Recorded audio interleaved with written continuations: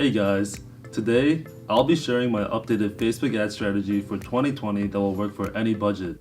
This is a full Facebook ads course for dropshipping that will take you from setting up your first advertisement to setting up an effective retargeting campaign, all the way to scaling your product to 5 figures a day. Even though we're going to start with the basics, I highly recommend that you don't skip ahead because I'll be showing you my full ad strategy for scaling stores like this quickly to 7 figures. And you won't be able to adapt my strategy for your own situation if you skip the basics. Let's get started. First off, just to prove to you guys that I know what I'm talking about, let me just say that I've personally spent over $5 million in Facebook ads, and I hope to share that with you today in this video. So how much do you need to get started? If you're trying to dropship a single product like we recommend, the size of your ad budget depends entirely on the pricing of your product. The general rule of thumb for properly testing a product is to start with an ad budget that's at least 20 times the price of your product. The price that I'm referring to here is the price that you're listing the product for on your store.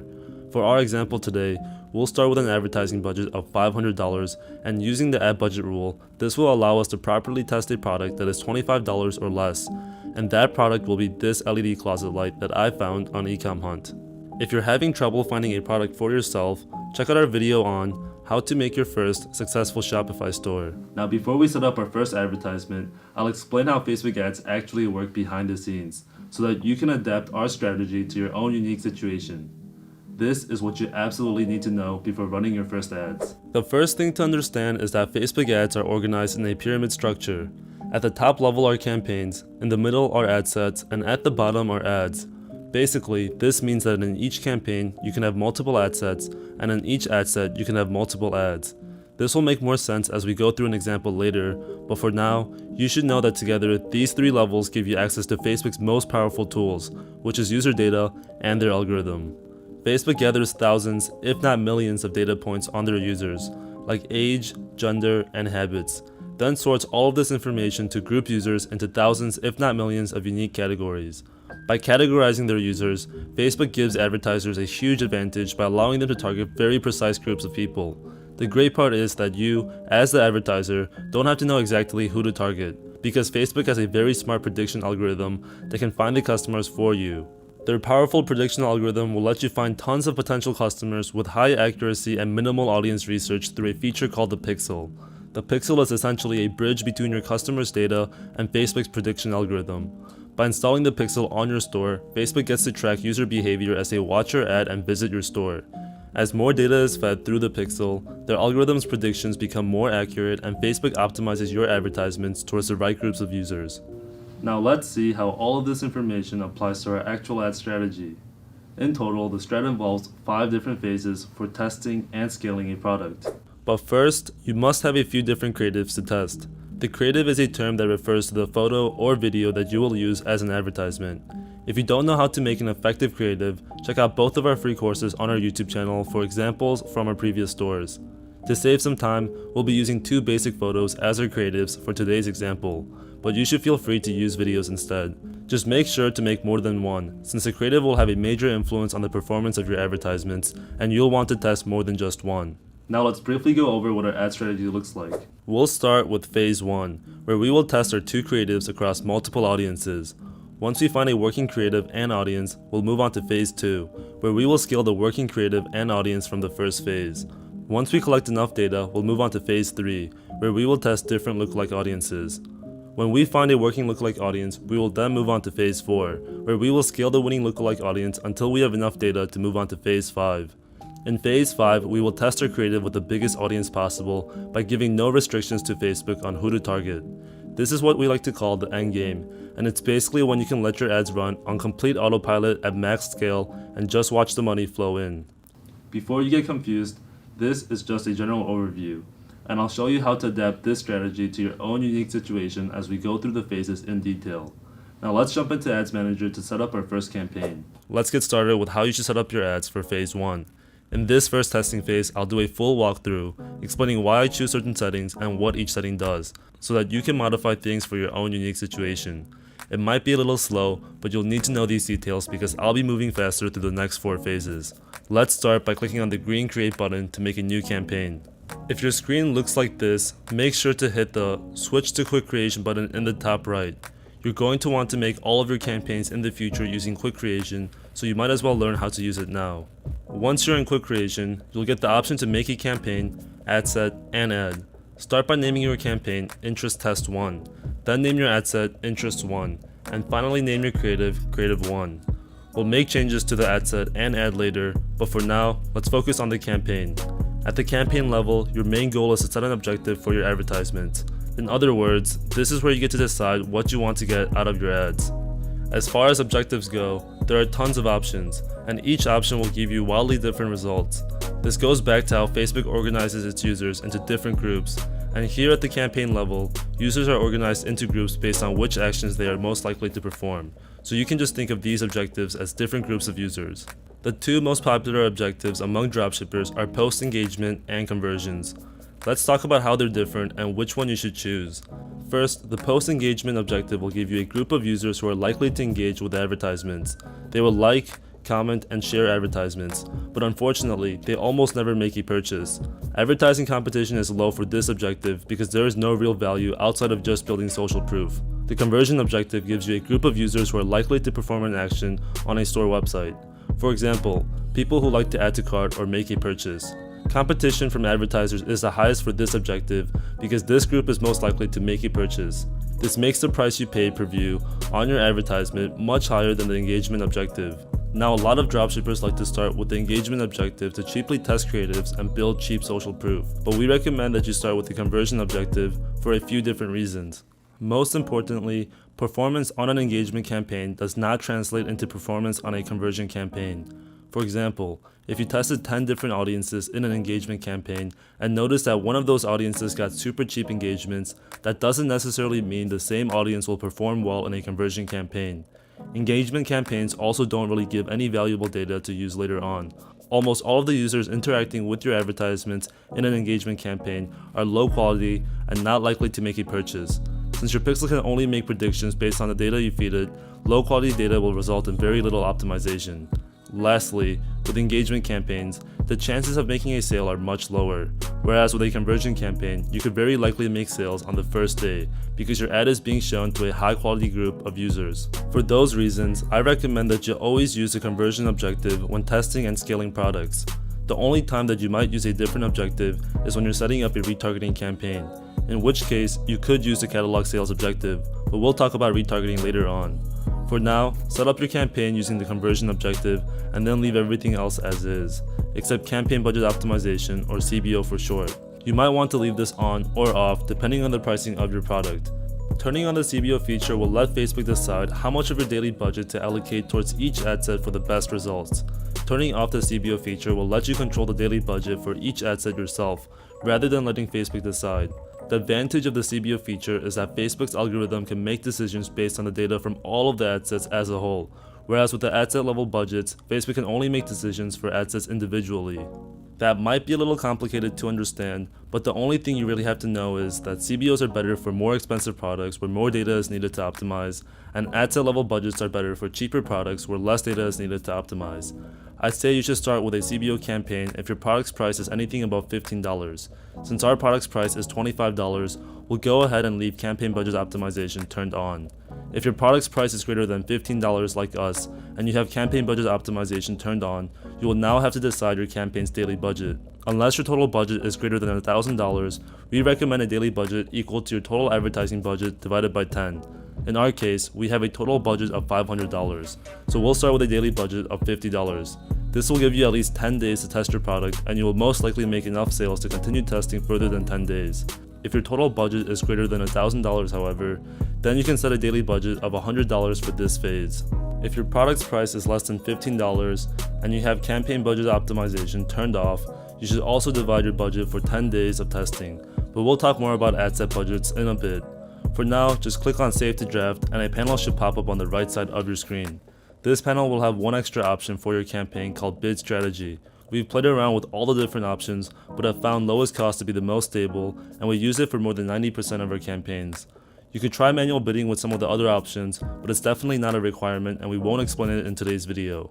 At this point, confirm you have a campaign with buying type set to auction, objective set to conversions, and campaign budget optimization turned on if your product's price is greater than $15. If CBO is turned on, make sure that the daily budget is a tenth of your total ad budget, and campaign bid strategy is set to lowest cost. If everything looks correct, let's move on to editing our first ad set by clicking on one ad set at the top of the editing panel. The main goal here is to choose an audience to target. Let's start by looking at the first section of options called conversions. Even though you already have your campaign's objective set as conversions, you must now define exactly what kind of conversion you're looking for. In our case, we are looking for purchases on our Shopify store, so we will leave the destination as website and then select your conversion event to be purchased. Some dropshippers might recommend you to start with a conversion event like add to cart, but we recommend against it. Setting your conversion event to add to cart not only reduces your chances of making a sale, but it also feeds lower quality data to your Facebook pixel, since Facebook will give you an audience that likes to window shop without making a purchase. So go ahead and set your conversion event to purchase right off the bat. Next, you'll find two sections for dynamic creative and offer. While these are interesting features, we personally don't use them too much, and we recommend you not to mess around with them until you have more experience. The next section of options lets you schedule your ads for certain times of the day, and it also gives you some different budgeting options depending on if you have CBO turned on or off. Now, regardless of whether or not you have CBO turned on, when you're making new ad sets, you should always schedule them to start at midnight the next day. It doesn't matter what time zone you're in, because Facebook will optimally spread your budget throughout the day based on the location you're targeting. Now, if you have CBO turned off, this is also where you will have to decide the budget of your ad set.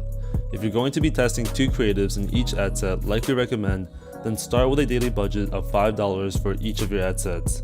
If you're testing more than 2 creatives, then set your ad set's daily budget to $2.50 multiplied by the number of creatives you will be testing. For example, you should set a daily budget of $10 if you want to test 4 creatives. If you have CBO turned on, you'll get an option to add spend limits to the ad set. This is where you can set a minimum or maximum daily spend for your ad set instead of giving Facebook full control over how much each ad set spends. In the past, we used to set a minimum spend rule, but we have since stopped setting any spend rules even during the testing phase. We have found that campaign budget optimization has gotten a lot better at allocating budgets across ad sets, so we recommend not setting any spend rules on your ad sets. Now let's talk about the most important part of creating an ad set: selecting your audience. In this section, you will define exactly who you want to target within your advertisement. Your first option is to enter a custom audience. These are audiences that are only available to you, and you'll need data before creating one, so leave it blank for now. We'll use this section once we get to scaling. Next, you get to choose the location of your target audience. It's important that you choose the right countries for your product because results will be very different between locations. Luckily, you can let Facebook do the thinking for you by targeting multiple countries at once. We recommend you to test products using our special ePacket list, which includes all the countries that qualify for ePacket shipping from China, minus a few countries that we found to be a waste of money. You can find the special ePacket list in our Facebook group at the top of the page.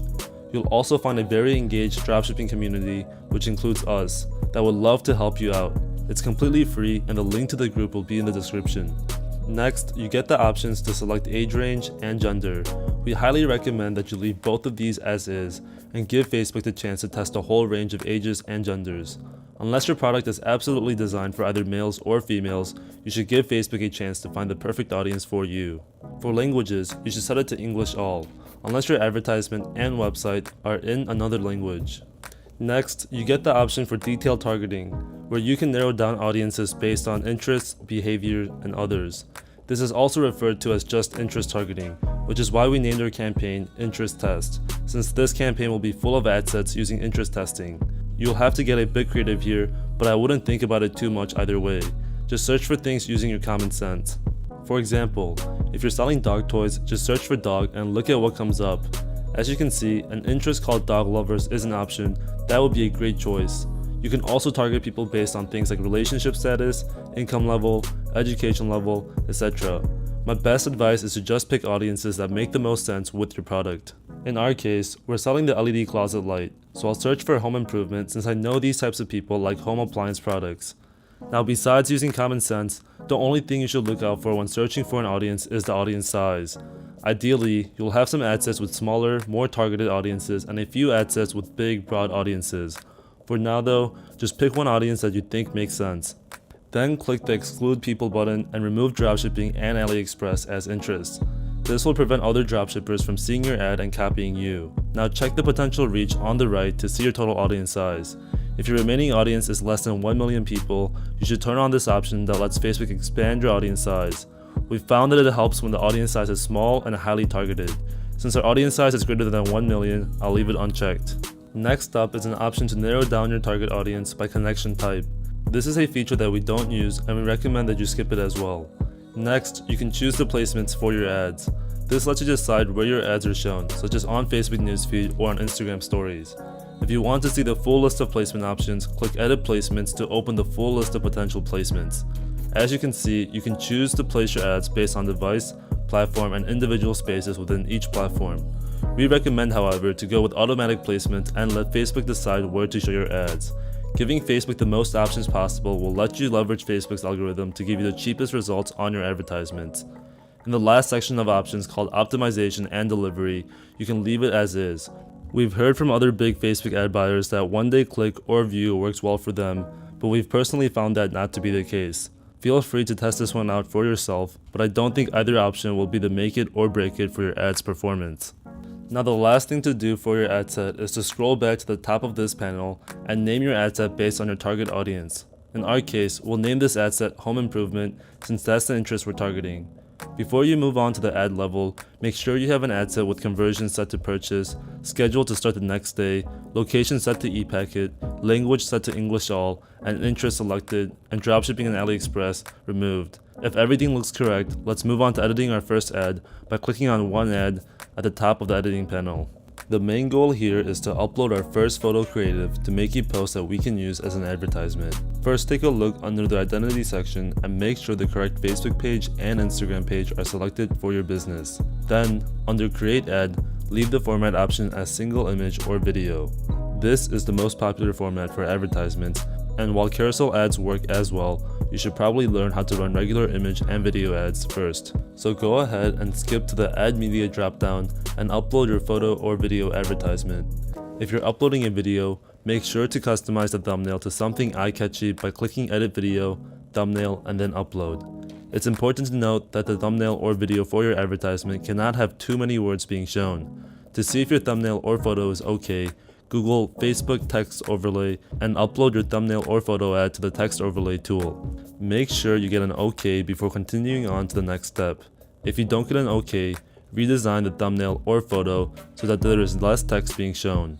You can choose to use less words or just shrink the size of your text. Once you get an OK for your thumbnail or photo, move on to the primary text section. This will determine the actual text being shown on top of your video or photo. This is where some of the creativity will have to come into play, but our basic format goes something like this. We start with a simple explanation of what the product can do for a customer. For example, don't get left in the dark with automatic LED motion lights. Then we follow it up with an offer like 50% off for a limited time. This is a typical scarcity angle that we like to use for our ads. Lastly, we finish it off with a strong call to action like Shop Now with 2 arrow emojis to the product page URL. Once you have the primary text filled out, add a headline. The headline will be the bolded text displayed next to the call to action button at the bottom of your ad. You can also get creative with this, but our basic format usually involves just using the name of our product. In this case, just automatic LED motion lights. Once you have a headline, add a description. This will be displayed underneath the headline and will only be shown on certain placements like Facebook newsfeed, so it's actually not the most important thing, but it's still something you should think about a bit. Our basic format usually tries to reinforce a sense of scarcity. In this case, we'll go with 50% off, limited time only. Now make sure your destination is set to website and add the URL to your product page. We recommend sending people directly to the product page to streamline the process between link click and purchase. You can then set the display link to your base domain URL so that it looks a little bit cleaner. This will be what's shown at the bottom of your ad, but it won't affect the actual URL that you're sending customers to. Next, set the call to action to Shop Now. This will be displayed on the button at the bottom of your ad. Then, confirm that your tracking is set to the Facebook pixel that's associated with your Shopify store. Finally, take one last look at the post and make sure that everything is correct. If it looks good to you, click the duplicate button to make a second copy of your ad for the second creative. You'll see this option to keep existing creatives, and you can leave it checked on, but it won't matter for this specific scenario because we'll be uploading a new creative anyways. Now click Duplicate. and you'll see the same ad has been duplicated within the same ad set. The second ad will be pretty much exactly the same as the first, so you'll only have to change a few things. First, change the name of the new ad to Creative 2. Then, scroll down and select Edit Image or Video, and change the image to the second creative you have.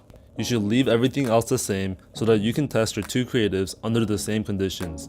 You can mess around with the other options like primary text and headline once you find out which creative performs the best.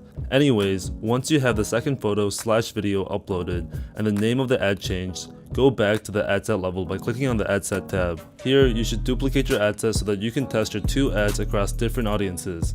The number of times you duplicate your ad set will depend entirely on your daily budget. If your campaign has the campaign budget optimization turned off, then you should dupe your ad set enough times so that the total daily spend is equal to 1/10 of your total daily budget. If your campaign has campaign budget optimization turned on, then take your total daily budget and divide it by 5. This will be the total number of ad sets in your campaign. In either situation, the idea is to give each individual ad an average spend of $2.50 per day. For our example, we have a CBO with a daily budget of $50, which is 1/10 of our total. Dividing the daily budget by 5, we will make 10 ad sets for the campaign. Since each ad set has 2 ads, this leaves us with 20 ads total and an average spend of $2.50 per ad. If your daily budget is higher than $50, however, we recommend against duplicating the ad set more than 10 times. Instead, you should opt to test more creatives within each ad set, while still following the rule for $2.50 in average spend per ad. For example, if your daily budget is $100, instead of creating 20 ad sets with 2 ads each, you should do 10 ad sets with 4 ads each. Notice that in both situations, the average spend per ad is $2.50.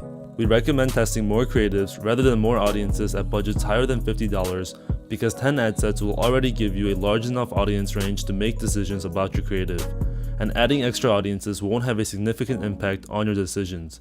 Remember, the goal here in the first phase is to find a winning creative and audience, and while 10 audiences covers a large range, 2 creatives won't give you a great idea of what's working.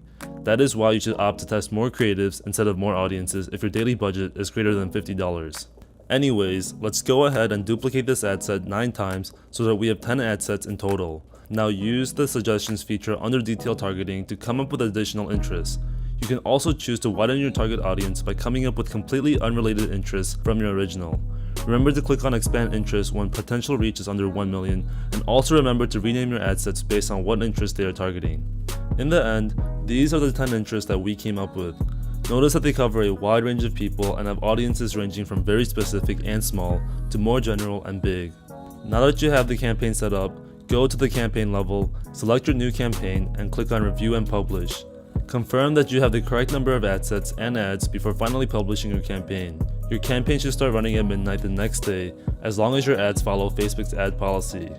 Now let the campaign run for 2 days without touching it. In the meantime, we'll customize our columns so that we can analyze our ads with the metrics that are most important for dropshipping through Shopify.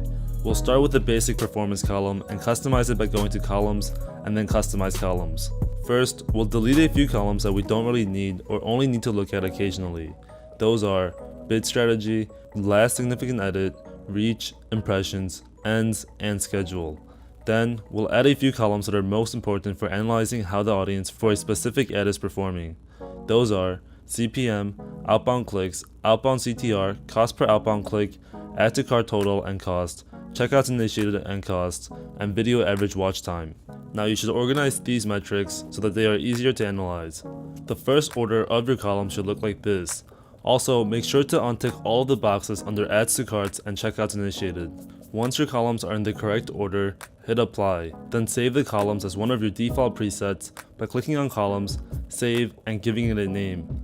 Now let's talk about why your columns should be organized in this order. You can think of these columns as being divided into 3 sections. The first section gives you basic information about the ad and how reliable the data is. The more that an ad spends, the more that you can trust its data. The second section lays out the amount you are paying for each step of the sales funnel in order. The third section lets you easily see how effective each step of your sales funnel is by showing you the conversion rate between each step. If you're confused about the sales funnel, check out our video on why you're not making any sales, because without understanding the sales funnel, you'll be wasting a lot of money on your ads. If you already know what the sales funnel is, let's talk about how you should analyze your data using these columns after 2 days. The first thing you want to do is determine which creative is performing the best on average. Even though one creative may perform better for one audience, while another may perform better for a different audience, in general, there is such a thing as a superior creative, and at this stage, you are looking for just one creative to run with. The easiest way to see which creative is performing the best is by going to Account Overview on the left, clicking Show More Tools, and then Creatives. Before looking at the data, make sure that the date range is set to lifetime. This will show you all the data from your ad account. Now, using the custom columns you set up earlier, try to figure out which one of your creatives is performing the best. The easiest and most reliable metric to make decisions on is cost per result, but since your budgets are probably not super high and each of your ads have probably only spent $50, you may not be able to see a clear-cut difference in cost per purchase. Even if you get 1 or 2 sales on a single creative, at low budgets this could be due to pure luck, and this is when you should look at the metrics further up the funnel. To start, compare the second section of the columns from CPM to cost per result, and compare the metrics for your creatives. What you're looking for here are consistencies in these metrics that tell you that any results you have are reliable and not due to luck. For example, if you have 3 purchases on Creative 1, but only 2 purchases on Creative 2, this doesn't necessarily mean that Creative 1 is better than Creative 2. In scenarios like this, you want to look at the cost per metrics further up the funnel to see if the results are due to luck or due to a winning creative. So compare the cost per click, cost per add to cart, and cost per initiate checkout before making a decision on which creative is better. It's very possible that Creative 2 outperforms Creative 1 on every metric besides cost per result, and that's when you should consider running with Creative 2 over Creative 1, even though Creative 1 has a better cost per purchase. If you can't make a decision because they're both profitable and both have consistent metrics throughout the funnel, then continue running both creatives and move on to phase 2 with both of them along with your best audiences. If only one creative is profitable and the other one isn't, then use the winning creative and audience to move on to phase 2. If one creative clearly has better metrics but both are unprofitable, then kill the entire CBO.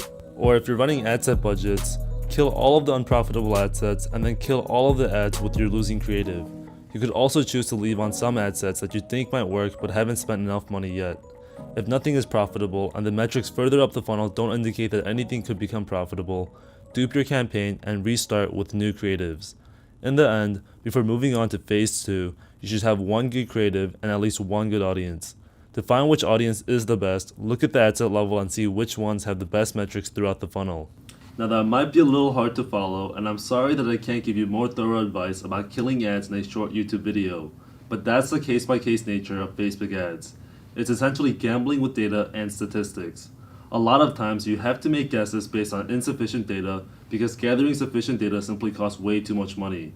If you want more information on the sales funnel and analyzing metrics, then I strongly recommend you to watch our YouTube video on why you're not making sales. I go so much more in depth about the sales funnel metrics in that video, and it should give you a much better understanding of what you're looking for.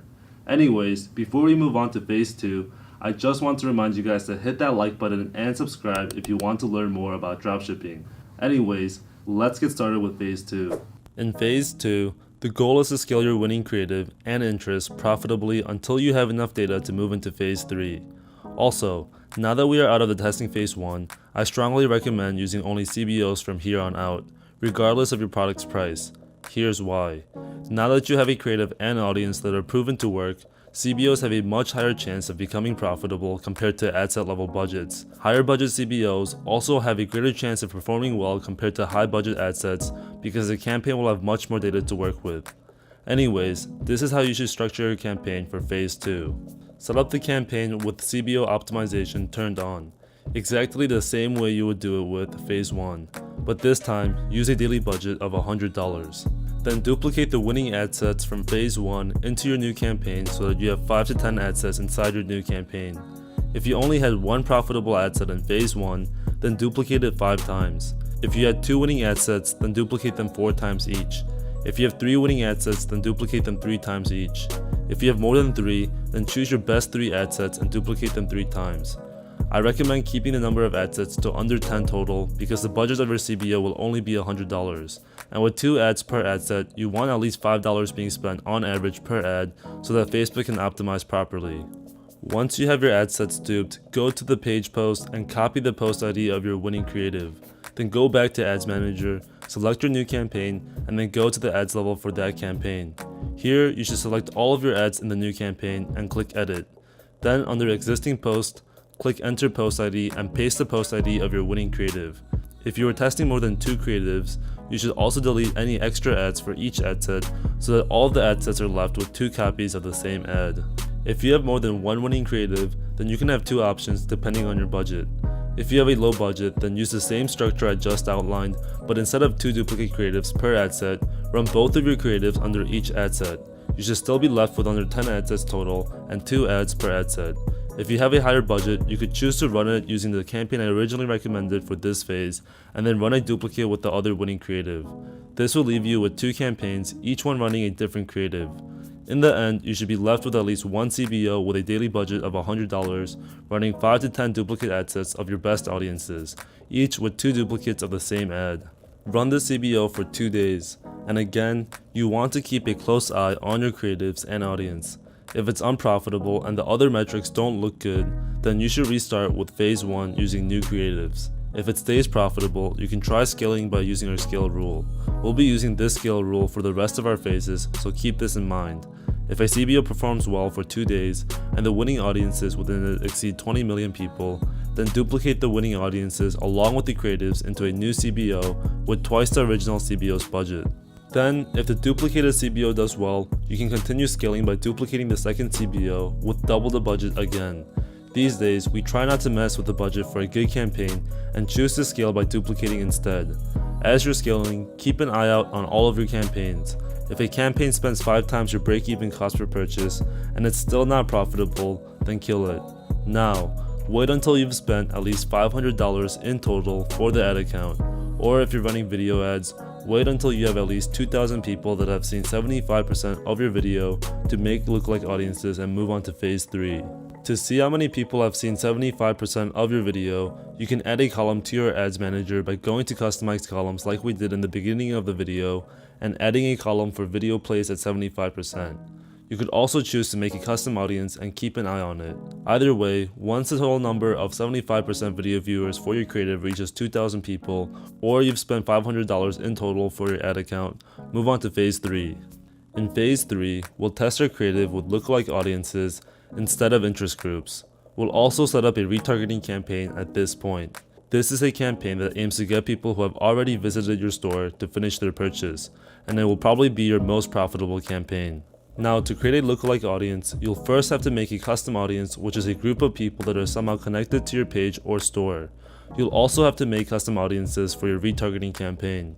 To do that, go to the audiences page in the main menu, then click Create Audience and select Custom Audience. Here, you'll find different groups of people to make custom audiences from. First, you should make custom audiences for your retargeting campaign, since these audiences will consist of people that have already seen your ad or visited your store. They are referred to as warm traffic, and they will be much more likely to purchase compared to people who have never seen your ad. For your retargeting campaign, you should make custom audiences from the last 7 days for page view, add to cart, initiate checkout, top 25% time on site, Facebook engagement, and 75% video view. These can all be made in the Create Custom Audience page under Website, Video, and Facebook page. You should make all of these custom audiences only using people from the last 7 days because that's what we found to be the most effective for retargeting. Older audiences might work as well, but it may lower the profitability of your retargeting campaign. You should also name these audiences with something like 7D in the name so that they are easy to find later on when you're making the actual ad sets for the retargeting campaign. Now, once you've made custom audiences for retargeting, you should make a few different custom audiences for making lookalikes. The first lookalikes you want to test will be made from page view, Facebook engagement, and 75% video viewers, because those gather the most data and will thus give the most stable results. Finding a working lookalike audience will be much easier to scale compared to ad sets using interests, so you really want to go to this stage as fast as possible. So go ahead and make custom audiences from the past 180 days for page view, Facebook engagement, and 75% video viewers. Then, to create lookalike audiences from the custom audiences that you just made, select the custom audience that you want and click the 3 dots up top, and then select Create Lookalike. Now under Audience Location, select Browse and just click the checkbox to select all the countries at once. This will let you target specific countries within the ad set themselves, so that you don't have to make lookalikes for every location you want to target. Finally, Under audience size, you want to make lookalikes for each custom audience from 0 to 1%, 0 to 2%, 0 to 3%, 0 to 4%, and 0 to 5%. This means that you will have to make one lookalike at a time, 5 times total for each custom audience. In the end, you should have 15 lookalike audiences, 5 each for page view, Facebook engagement, and 75% video viewers. Now that we have all of the custom audiences and lookalike audiences we need for retargeting and testing, let's go back to Ads Manager. First, set up a retargeting campaign by creating a campaign exactly the same as the first phase with CBO optimization turned on and a daily budget of $50. Then make 7 ad sets just like the first phase, except this time target one of your custom 7-day retargeting audiences instead of an interest. Then, within each of the 7 ad sets, you should make a new ad creative that is more geared towards warm traffic. We like to use photo ads with a strong call to action like sale ends today, with a clear picture of the product. You can also test multiple creatives within each ad set and kill off the bad ones after 2 days. You should also try to find a good ratio between your retargeting budget and the budget for your other campaigns, since the size of your retargeting audience will depend on the amount of people that you reach in your other campaigns. We've found that 5 to 10% of the total daily budget is a sweet spot. Use that ratio to scale your retargeting campaign as you scale up your other budgets. Also, keep in mind that cheaper products will need less retargeting, while more expensive products might benefit from heavier retargeting. You should also readjust your retargeting campaign budget as needed. If it's really profitable, you can try to squeeze more out of it by increasing the budget. And if it's not doing so hot, you can lower the budget too. Remember, this should be your most profitable campaign, so try to find the optimum budget for max profit. Once you have a retargeting campaign set up, it's time to test your new lookalike audiences. The setup for this is really simple. Make a $100 CBO with 5 ad sets to target one of your lookalike groups, starting with page view. Then for each ad set, make 2 duplicates of your winning creative. Once you test page view, you can test video view or page engagement next. If you find something that is profitable for 2 days, then move on to phase 4. In phase 4, we'll try to scale our working lookalike CBOs by using our scale rule and duplicating the working CBOs with higher budgets. If the new CBOs work as well, then we'll continue scaling by duping the working CBOs. Assuming this goes well, you'll soon have enough data to make lookalike audiences for add to cart, initiate checkout, and purchase. You can test these just like phase 3 and dupe the ones that are working. This is when you will start entering the daily 5-figure range consistently. But before you can hit max scale and move on to phase 5, you'll have to wait until you have spent at least $5,000 in total for your ad account. At that point, move on to phase 5 and keep running anything that is profitable as you move into phase 5. Now phase 5 is where you can scale sky high, and this is where the bread and butter is made consistently and almost automatically. This last phase is what we like to call the end game, and it's when you can just let Facebook decide the best audience for your product with broad targeting. Broad targeting is where you let Facebook decide basically everything besides the CBO's budget, the location of your ad sets, and the ad's creative. As far as other targeting goes, everything else is left on autopilot. I don't give Facebook any audiences whatsoever, no custom audience, no lookalikes, and no interest besides exclude dropshipping. The setup for this phase consists of a $500 CBO running completely broad targeting to 3 different ad sets. 1 ad set targeting the USA, 1 ad set targeting Canada, UK, Australia, New Zealand, and 1 ad set targeting worldwide with a few third world countries removed. After running this campaign for 2 days, you should scale using our scale rule if it's profitable, or kill if it's doing bad and go back to phase 4 until you have more data. If you're confused about why broad targeting is the best way to scale high, there's a few main reasons. 1. It leverages all the data you've collected by letting Facebook decide your audience. 2. It requires hardly any work to maintain since you don't have to think about finding more working audiences. 3. It lasts a very long time since ad fatigue doesn't happen fast with such a big audience. 4. It lets you scale sky high since you're not limited by audience size. 5. It optimizes much more quickly than other campaigns because the budget is so high. And 6. It gives consistent results because the budget is also very high. Now, if you don't believe me, here's the proof. These are just 3 of our stores, and as you can see at their peaks, they're doing absolutely crazy numbers. Unfortunately, we've had to descale all of these stores due to some logistical issues that came with running operations this big, but rest assured, the endgame method continues to work to this day. A lot of people in our free Facebook group have also found tons of success with this method and have reached the endgame themselves, so if you're having trouble getting to the endgame, don't forget to join the Facebook group for free help from us and other successful members. Thanks for watching, guys. I hope you learned at least a few new things in this video and can apply it successfully for yourselves. If you haven't liked and subscribed already, we would really much appreciate it. But even if you don't, best of luck. I'll catch you in the next one. Peace.